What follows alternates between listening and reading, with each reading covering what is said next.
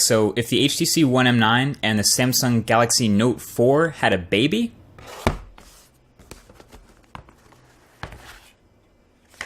yeah, this is what we'd get. This is the HTC One M9 Plus.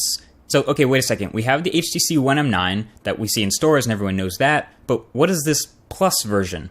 In short, it's just a slightly better version of the flagship that's already out, as the name implies.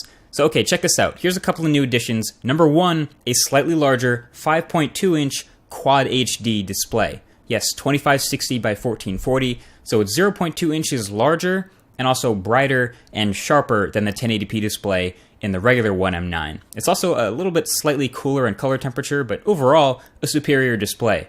And then at the bottom, as I'm sure you've already noticed, on the front here is a fingerprint sensor. So just like the Samsung or Apple flagships, you can now register a couple of fingerprints to unlock the phone just by touching your finger to the sensor. So no swiping necessary. It's actually really good too. For me, it's been just as fast and accurate as the one in the Apple or Samsung flagship phones. So it's actually not a home button. It doesn't press in at all. It's just a surface that looks like the Samsung home button, but you can't actually wake the device by tapping it. You'll have to either double tap the display or use the actual power button on the side of the phone to get in, and the actual software home button to go home. But once you do get in, it's the exact same software experience as the regular One M9, with just a few differences thanks to it actually being for the Chinese market, which I'll get to in a second. Inside, it's pretty powerful too. It's rocking a 64-bit octa-core 2.2 gigahertz chip and 3 gigabytes of RAM again. It's not the Snapdragon 810 or anything, but it is packing a lot of power here.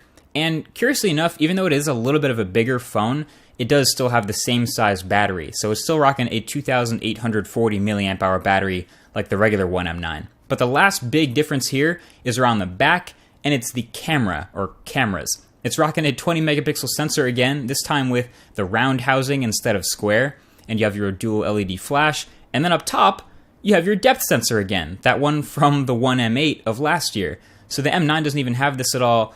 Now you can take your photos with all the glory of 20 megapixels and also still have the choice between some of HTC's corny duo camera effects. Not saying they'll be pretty photos, but hey, the effects are there. So either way, it is a slightly larger phone, it's a slightly different phone, it's pretty comparable to hold in the hand, it still has the same button placement as the original One M9, but everything else is straight from that already popular flagship, so from the excellent build quality to the pretty much unmatched boom sound speakers.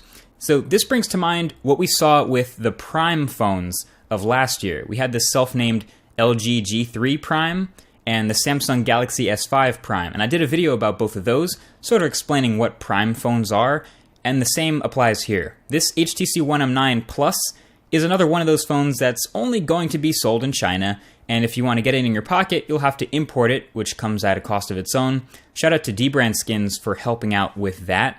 And yeah, it has its own optimizations for that market, because as far as HTC is concerned, this is what the Chinese market wants. And the One M9 we see here in US stores is exactly what the US market wants. Now, I'm not saying I disagree with that, but I'll tell you right now, I would have loved to see the One M9 Plus in stores here, considering that it's basically objectively a better phone than the One M9 in a couple of ways.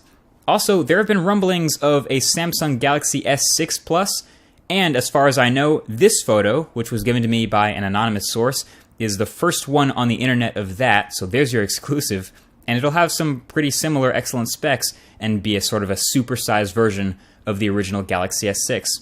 So there you go. Plus is the new Prime. Thanks for watching, guys, and I'll talk to you in the next one. Peace.